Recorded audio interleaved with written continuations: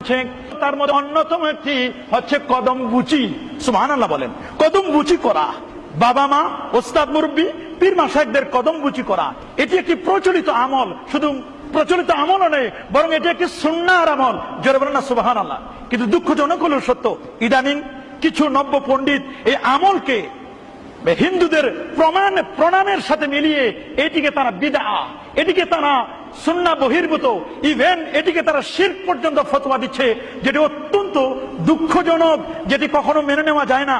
অথচ ছোট্ট ছোট সোনামণিদেরকে, শিশুদেরকে, তালিবুল ইলম শিক্ষার্থী যারা, তাদেরকে এই আদব শিক্ষা দেওয়া যে মা, বাবা, পীর, ওস্তাদ, মুরব্বী যারা প্রবীণ আছেন তাদেরকে সম্মান করা, তাদের পা ছুঁয়ে সালাম করা, তাদেরকে সালামি করা, তাদেরকে কদম বুচি, কদম মানে হলো পা আর বুচি মানে হলো চুমা দেওয়া, তাদের কদম বুচি করা, এটা সুন্নাহর অন্তর্ভুক্ত। এটি একটি সহিহ সুন্নাহ। জোরে বলেন না সুবহানাল্লাহ।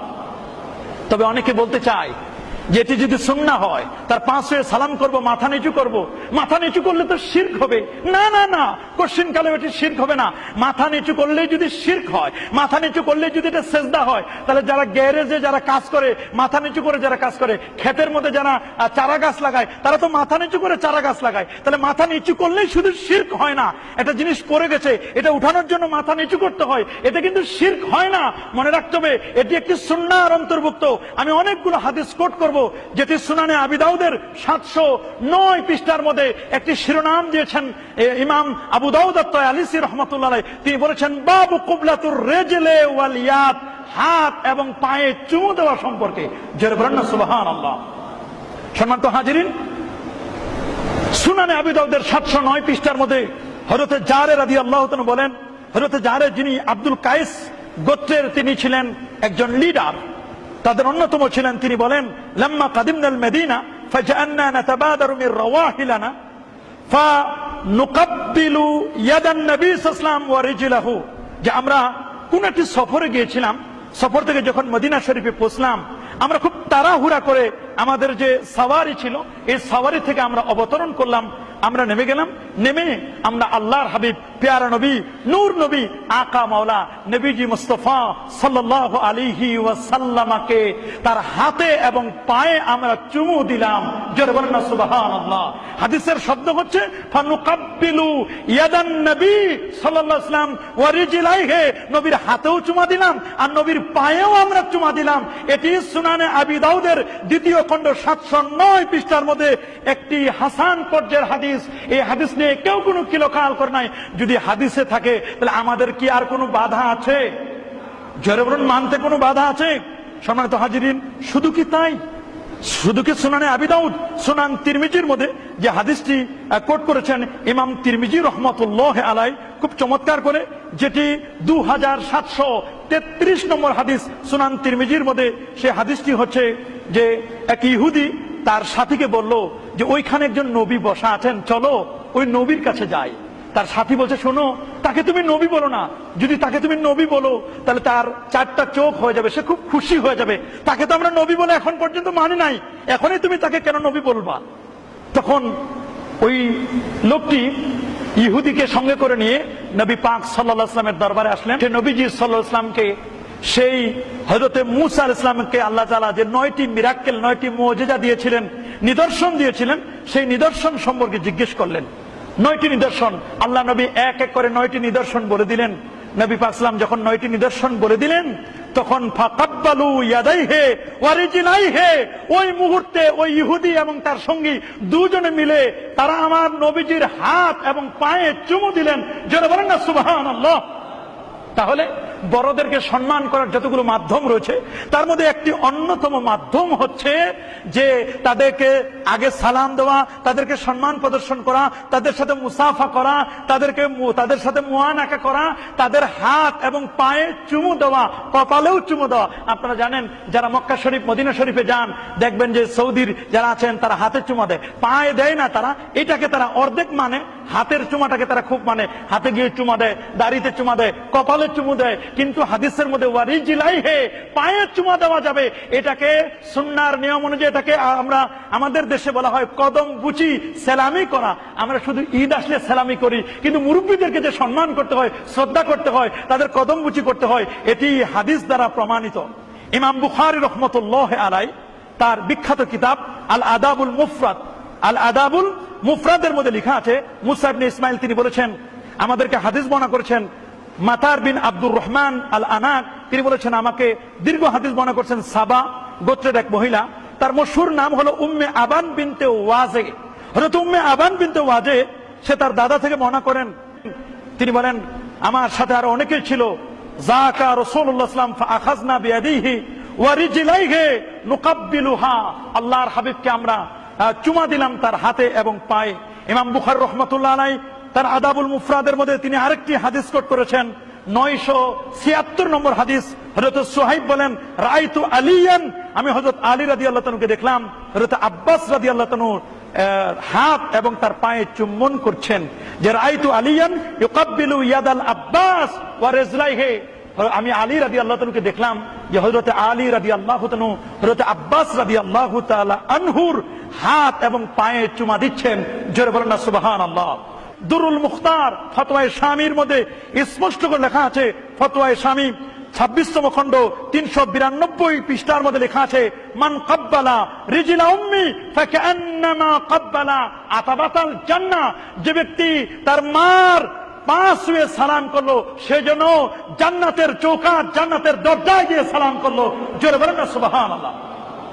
এই যে আল্লাহ নবীর এই বাণীটি কত এক্সিলেন্ট, কত চমকপ্রদ একটি বাণী, যে নবীজি মুস্তাফা সাল্লাল্লাহু আলাইহি ওয়াসাল্লাম তিনি এগুলো শিক্ষা দিয়েছেন তার সাহাবায়ে কেরামদেরকে। বড়দেরকে যে সম্মান করতে হবে, বড়দেরকে যে ভালোবাসতে হবে, এটাই তার বাস্তব প্রমাণ।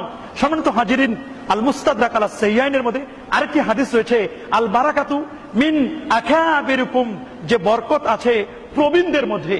আপনারা জানেন যে 1 অক্টোবর প্রবীণ দিবস, মুরব্বীদেরকে যে সম্মান করতে হয়, তাদেরকে শুধু আমরা ওই ঘরের মধ্যে আটকে রাখবো না, যেখানে আমরা তাদেরকে রাখবো, তাদের খোঁজ খবর নিব, তাদেরকে সম্মান, তাদের ভালোবাসা, তাদের ইজ্জত, এর জন্য আমরা করতে পারি। এই বিষয়টি আমাদের খুব ভালো করে খেয়াল করতে হবে। প্যারা নবী মুহাম্মদ রাসূলুল্লাহ সাল্লাল্লাহু আলাইহি ওয়াসাল্লাম, তিনি ছিলেন এমন এক আইডল, তিনি ছিলেন এমন এক মডেল, তিনি যে কথাটি বলেছেন, এই কথাটি আজ পৃথিবীব্যাপী আলোড়ন সৃষ্টি হয়েছে। তার বক্তব্য মানুষের প্রতি মানুষের ভালোবাসা, মানুষের প্রতি মানুষের মমত্ববোধ, মানুষের প্রতি মানুষের শ্রদ্ধা, এটি যদি না থাকে তাহলে মানুষগুলো তো জঙ্গলের পশুর মতো হয়ে যাবে। কথা বলেন ঠিক কিনা? মানুষদেরকে প্র্যাকটিক্যাল শিক্ষা দেওয়ার জন্য, আদব কায়দা শিষ্টাচার এগুলো শিক্ষা দেওয়ার জন্য আল্লাহ তাআলা যুগে যুগে অসংখ্য গণিত নবী এবং রাসূল পাঠিয়েছেন। নবী এবং রাসূলদের দায়িত্ব ছিল মানুষদেরকে সভ্য করে তোলা। আজকের পৃথিবীর মধ্যে আমরাই তো সভ্য জাতি। কথা বলেন ঠিক কিনা? আপনি জাপান, জার্মান, ওয়েস্টার্ন কান্ট্রির দিকে যদি আপনি তাকান, তাহলে আপনি দেখবেন ওই সমস্ত জায়গায় একজন আরেকজনকে ভালোবাসে না, একজন আরেকজনকে মহব্বত করে না, একজন আরেকজনের প্রতি যে সম্মান বোধ, এতটুকু দেখা যায় না। আজকে দুঃখজনক হলেও সত্য, আজকে ছোট্ট ছোট শিশুরা, নওজওয়ানরা আজকে এমন হয়ে গেছে যে আজকে একজন মুরব্বীকে দেখলে তারা সম্মান করতে চায় না। কথা বলেন ঠিক কিনা?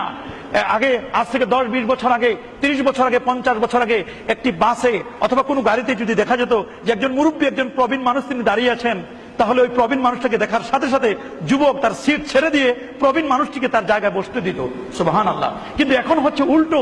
মানুষের আজকের এই যুবকদের কানে দুই ধরনের আজকে এক্সক্লুসিভ মিউজিক, তারা কানের মধ্যে দুটো মিউজিক লাগাই দিয়ে তারা এমন কি যেন শুনছে, কে মুরব্বী কে শ্রদ্ধার পাত্র তাদের কোনো খেয়াল করছে না, তাদের দিকে কোনো দৃষ্টি দিচ্ছে না যে আসলে এদেরকে রেসপেক্ট করতে হয়, এদেরকে যে সম্মান করতে হয়, এমনটি হচ্ছে না। এক সময় তো এমনও ছিল, কোনো মুরব্বী দেখা হলে তাকে প্রথমে গিয়ে সালাম করতো। জোরে বলেন না সুবহানাল্লাহ। তাকে প্রথমে সালাম করতো। শুধু সালাম নয়, তামামু তাহিয়াতুকুম বিল মুসাফা, সালামটি পরিপূর্ণ হবে মুসাফার মাধ্যমে। জোরে বলেন না সুবহানাল্লাহ। একজন আরেকজনের সাথে যখন মুসাফা করবে, মামিন আবদিন ইয়াতাসাফাহানে গুফিরা লাহু মা তাকাদ্দামা মিন দামবি, এক মুসলমান আরেক মুসলমানের সাথে যখন মুসাফা করবে, তাদের একজনের হাত আরেকজনের হাত থেকে টেনে নেওয়ার আগে আল্লাহ সুবহানাহু ওয়া তাআলা তার জীবনের পূর্বের গুনাহগুলো আল্লাহ মাফ করে দিবেন।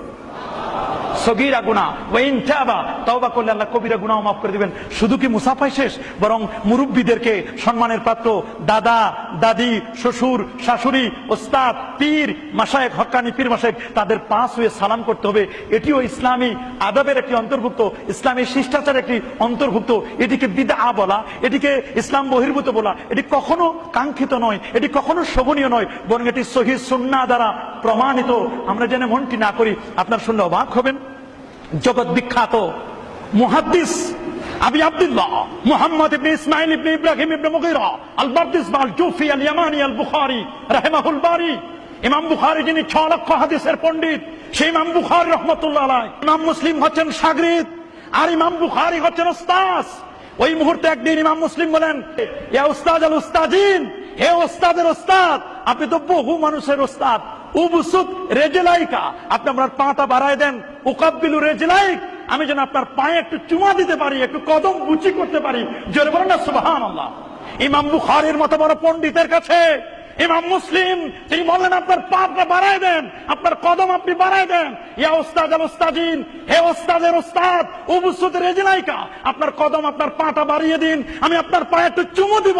উকাব্বিলু রেজলাইকা, ইমাম মুসলিমের মতো বড় পণ্ডিত তিনি যদি ইমাম বুখারীর কদম বুচি করার জন্য তামান্না করতে পারেন, মুস্তাহি হতে পারেন, তাহলে কদম বুচিকে বিদআ বলা, মুরব্বীদেরকে সম্মানের জন্য কদম বুচি একটি অন্যতম সম্মানের একটি প্রতীক। কথা বলেন ঠিক কিনা? অবশ্য আমাদেরকে বুঝতে হবে, শুধু তাই নয়, মুরব্বীদেরকে শ্রদ্ধা করতে হবে। আপনারা জানেন ইমামে আজম, জগৎ বিখ্যাত ইমাম, ইমাম আজম আবু হানিফা নোমান ইবনে সাবিত রাদিয়াল্লাহু তাআলা, তিনি যেদিন ইন্তেকাল করলেন, জগৎ বিখ্যাত আরেকজন ইমাম, ইমাম শাফির সেদিন জন্ম হলো। ইমাম শাফি যখন ইমাম আজম আবু হানিফার মানাকিব, তার মানকাব, তার ফজিলত, তার মাহাত্ম্যগুলো যখন জানতে পারলেন, জানার পরে ইমাম শাফি রাহমাতুল্লাহ আলাইহি তিনি বললেন, আমি একটু কুফায় যাব। সুবহানাল্লাহ বলেন। আর তিনি বলেন, আমি একটু ইরাকের কুফা নগরীতে যাব। বলে কেন? বলে কুফা নগরীতে এমন একজন ইমামের সন্ধান পেয়েছি, যিনি হাদিসের কিতাব লিখছেন, কিতাবুল আসার, যিনি হাজার হাদিসের পণ্ডিত ছিলেন, যিনি 55 বার নবীজির রওজা মোবারক জিয়ারত করেছেন, যিনি 1 রাকাত নামাজে আল্লাহর কোরআন থেকে, যিনি 1 রাকাত নামাজে আল্লাহর কোরআনের 15 পারা, আরেক রাকাত নামাজে 15 পারা, 2 রাকাত নামাজে যিনি 1 খতম কোরআন পড়তেন। জোরে বলেন সুবহানাল্লাহ। সেই ইমাম শাফি রাহমাতুল্লাহ আলাইহি তিনি যখন ইমাম আজমের কবরের পাশে আসলেন, তিনি বলেন, ইন্নী লা আতাবাররাকু কবরা নোমান, খতিবে বাগদাদী থেকে সহি বলেছেন, আমি আবু হানিফার কবর থেকে ফায়েজ লাভ করি, তামাজ্জু লাভ করি, তার কবর থেকে আমি বরকত লাভ করি। যখন কোনো বিপদে পড়তাম তার কবর এসে আমি দোয়া করতাম, দোয়াটা কবুল হয়ে যেত। শুধু তাই নয়, আমি বিসমিল্লাহ জোরে পড়ার মানুষ, হাত একটু আমি উপর দিকে বাড়তাম, কিন্তু আমি এমন হয়ে গেছি ইমাম আবু হানিফার সম্মানে, তিনি একজন বড় ইমাম, একজন সম্মানের ব্যক্তি, একজন মুরব্বী তিনি, এই জন্য তার সম্মানে আজকে আমি আমার বিসমিল্লাহ জোরে পড়া এটা ছেড়ে দিলাম, আমি আমিন জোরে পড়া এটা আমি ছেড়ে দিলাম তার সম্মানে। আল্লাহু আকবার বলেন। এই যে বড়দের প্রতি সম্মান করতে হবে, এগুলো থেকে কি আমরা শিক্ষা নিতে পারি না? আল্লাহ সুবহানাহু ওয়া তাআলা আমরা যেন বড়দেরকে সম্মান করতে পারি, ছোট্ট সোনামণিদেরকে তাদেরকে যেন আমরা ভালোবাসা দিয়ে আগলিয়ে রাখতে পারি, স্নেহ দিয়ে যেন তাদেরকে আমরা কাছে নিতে পারি। আল্লাহ পাক রব্বুল আলামিন আমাদের সবাইকে তৌফিক দান করুন।